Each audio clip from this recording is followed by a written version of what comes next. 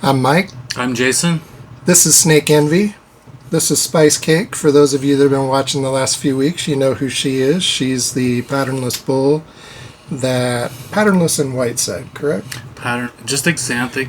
Exanthic, patternless. And we spent a few weeks taming her down, and she's done fantastic. And so we're going to keep including her in videos. I heard a good suggestion that rat snake that bit me last week, that be our next project. What do you think about that? That's a good candidate. Now that was feeding day. Well, so is he usually that cantankerous, or that's a wild caught snake. It's long-term captive, but it's a wild caught snake. But that was an agitation bite. It did not. I startled him, and yes, the scent of prey was in the air. I tried to. I don't think it was a feeding response, but it was definitely a warning shot. Yeah, well, he tagged me good on the thumb. So.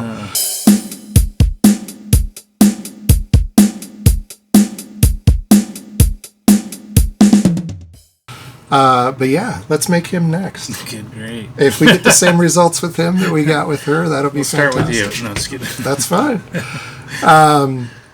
So hey, it's spring. Yep. Spring is just about here. We have had here in northern Utah some rainy and cold and hail, but it's been pretty good of late. Yeah. I mean, it's a lot of rain, more than normal. Yeah, which is good. Yep. Now, I was telling you a few weeks ago, my sure sign of spring, I have a wild-caught Great Basin gopher, and I've told you, she will only eat live prey in the winter. So I feed her every other week, and I have to go get live prey, and it's a pain. And what was it? 2 weeks ago, she had eaten the week before, so I wasn't even going to feed her. But I noticed as I was feeding everybody else that she was cruising, and she was definitely looking. And so I said, okay. So I took one of the frozen thawed chicks that I was gonna give my Kankakee bull to. So I gave her one, and she pounded it. And then a week later, she pounded a frozen thawed mouse and a reptiling. Nice. So for me, I know spring is here. I don't need a freaking groundhog. Yeah, I don't need groundhogs. I don't need the weather outside. It's just when just need this basin. When she starts eating frozen thawed, spring is officially here. So, how about you? Like, what do you look forward to this time of year? Like, what's you wake up one morning and go, all right. Oh, those mild mornings. I just get excited for spring because it's like. I just love spring. Everything comes back to life. Going back, to when you're a child. And that's something I wanted to talk about was like, why do we like herping so much? And why do we get so excited about it? Like we're kids again. And that's partly why we get so excited for because spring. It brings me back to when I was a kid. Yes. And I'm so excited. I remember as a young kid, probably at least 5 years old, like going camping, fishing. And I wasn't sitting around camp. I was out catching critters and stuff and exploring. And that was so much fun. And I mean, as an adult, it just takes me right back there. I don't know about you. Oh, without a doubt. And we've talked about it here on the channel, but, I was herping first and then said, hey, we need to keep some of these guys. And, of course, back in the day, this was 40 years ago. That's how a lot of people got into the captive hobby, is you would catch them in the wild. And then we rarely kept wild-caught snakes permanently. We would catch them. We would keep them for a few weeks or even a couple months. We would, enjoy them. We'd try to tame some of them. We'd want to watch them eat, and some would eat, some wouldn't, and then we'd put them right back where we found them. And, man, our husbandry back then was awful when we were just starting. I feel bad. In hindsight, I feel bad. I feel horrible. I feel bad for those wild snakes. I feel bad for the garter snakes. Yes. I thought they wanted just water. Yes. I can even remember the very first ones we kept. We didn't even know about hides. I mean, I feel bad in hindsight for some of those wild snakes, but we learned as we went, and that was my introduction to the hobby. And then I think we've talked about it on here too. The very first reptile I ever kept as a pet long term was a desert tortoise in Las Vegas. Oh wow! Nice. And then, it was years before I purchased a snake, and then once I purchased one, like I was in. But it was all about herping. And even now, as an adult, just like you're saying, when I see those first baby garter snakes in our backyard, there's just nothing like it. I mean, it's just plain old wandering garters, but when we start seeing them in the yard, it's straight up enjoyment, man. The seasons have changed, and it's really exciting. So, tell everyone a little bit about the timing of herping here in northern Utah. Like, what snakes do we see first? Which ones come next? What are some of the last ones we see? In the southeast, I mean, it really technically doesn't end. You can find snakes year round, but they've already been out herping regularly for the last month or two. I've seen lots of videos and pictures of Florida, Texas, a lot of California, Georgia. Stuff. Yeah. They've been out herping now for a couple months and finding all kinds of stuff. But tell everybody about here in the Rockies. Where we have a real winter and we have 4 seasons. Where are we at, and what are we looking at over the next month or so? Yeah, we're April 2nd. Garter snakes are going to be the first snakes out. Like, I haven't seen any snakes yet this year, but I bet if I go take a walk down my river trail by the neighborhood tomorrow, I think tomorrow's supposed to be in the Thursday. 60s. We're supposed to be pushing 70. Pushing 70. And they're very cold tolerant. I'm sure they're thinking about coming up today at 60 degrees. Yeah. They're probably think they might even be up, but I've been out twice already, just briefly on a couple of 60-something days, and I didn't see anything. But you're exactly right. We're close. We're close, and I think it just needs the overnight's got to get a little bit warmer, and it's on. It's going to be. I can see it happening this week. The first ones coming out. Of course, your side blotch lizards are out. What about rubber boas? Rubber boas are out. You can find those You can find them in the winter. You can find those guys basking in the snow, like literally sitting on top of the snow. I've seen them right next to snow. Yeah. Yeah. And then what tends to come after that? Where do gophers fit? Gophers will. This is going to be about it's going to be May before you'll see some late June, April activity. Yeah. But I think gopher snakes, oh my gosh, May, when that starts warming up, and like May's when they become dependable. You wait till it's like when it warms up, and like you can go hit some of these desert roads, and they're active in the mornings.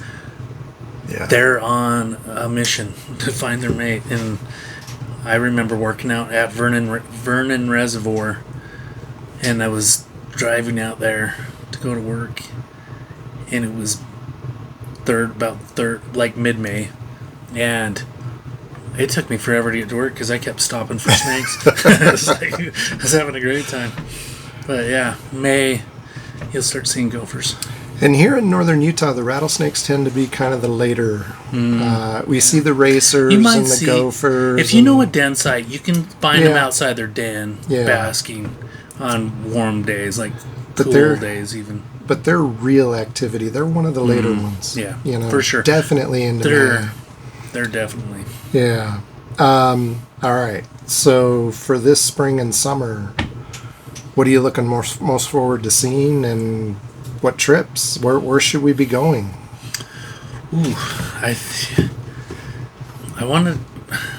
My back's feeling stronger this year, so I may get out and do some milk. We just had last year was the best milk snake season I think on record. We had like a 3 month spring. Our June was 70s and like 80 at the most, like 82. Yeah. And so June was a milk snake month, which is, it's over by then. Yeah. On a typical year, we had an extra month of milk snake, and and it makes it good for all the other stuff. Like, I mean, road cruising's not good when it was that cool, but you could find pyros way into June last year, which is when June comes, it gets hot and dry, and they are hard to find. But springtime, May, April, late April. And it's perfect because you want cooler weather when you're looking for those, because you gotta hike them, you gotta overturn every rock you can find. I don't even flip rocks. It's a lot of work, but for them, a few spots where they're just out and about, and occasionally you can road cruise them here. I'm really excited this spring. We've talked about it. I hope we're gonna do it. Let's go find some Gila monsters. Yep, I'm down. And here in southern Utah, it's amazing because we can actually not leave our own state and find California kings, find pyros, find desert tortoises, and find Gilas. Yeah, some highs. So there are some areas where literally all those guys are overlapping. So I'm excited. I want to go find some Gilas in the wild. What about further out? What would you want to do this summer? We've talked about Florida. And the amazing thing about Florida is all the native wildlife is plentiful and it's insane. But then you have all the invasive stuff. Wouldn't it be amazing to go find some big pythons? Yeah, I've been to the Everglades, and we seen a dead one. Is what we seen, but it was big. I mean, I would have been intimidated by it. But Florida is also captive heaven too. I mean, there's so many places we could go check out. What about Mexico? I'm kind of thinking a fall trip in Mexico.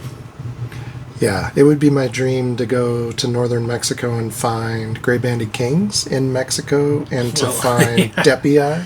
Yeah, depii is one of my dream snakes. Yeah, and amazing rattlesnakes in Mexico too. Oh yeah. So,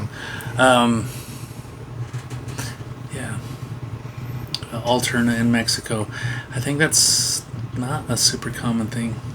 Like, I don't know, like the range. I don't even know, but like, I don't know if that area. I don't know much about that area. If that's a safe area, I don't think it is. Well, that's the other thing. I don't think it is. We got to figure out where we can safely go. I don't know if there is safe areas, because you might hear of people doing it, and you just don't. So Alterna's range in Mexico is actually much bigger than in Texas huge. and New Mexico. It's huge, but you mean gray bands? Gray bands, yeah, Alterna, and they overlap depii. So. Well, and pyros go deep. Pyros, so theoretically we could go find both, and it'd be a dream to find like Janai in the wild. That would be amazing. Oh yeah. Baja would be fun too. Cape gophers. California Bimaris, mid Baja. Depending on how far south you go, there's California kings everywhere in the north. So yeah, we need to narrow down. At least a couple of outings outside of Utah. Well, we're going to get some videos and some field action this year. So we are excited. Last year, Jason was recovering from back surgery, so a little limited in what he could do. But this year, you're good to go, right? Yeah. Yeah. So we're going to tear it up. And let's not forget our herping quest from last summer. Oh, yeah. Will continue this summer for those aberrant gopher snakes. Yep, we're getting close. We're getting close. We should be able to start seeing some signs of those guys in the next few weeks. And we found we really lucked out late summer and into the fall, because there had to have been at least 2-3 clutches of those guys that hatched, maybe even more. We've seen 50 snakes, didn't we? The babies were everywhere in late summer, fall. Over that month.